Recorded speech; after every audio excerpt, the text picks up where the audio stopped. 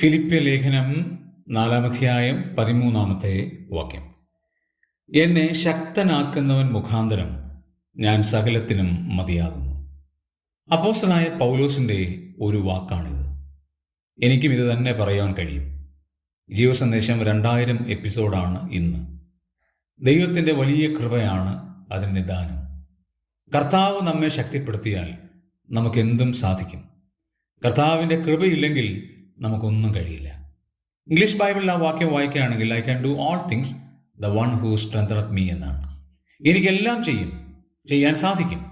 കാരണം എന്നെ ശക്തനാക്കുന്ന ഒരു കർത്താവ് പിൻപിലുണ്ട്.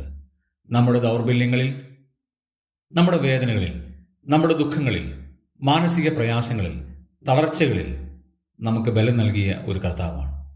തിരിഞ്ഞു നോക്കിയാൽ നന്ദിയല്ലാതെ വേറെ ഒന്നും പറയാനില്ല.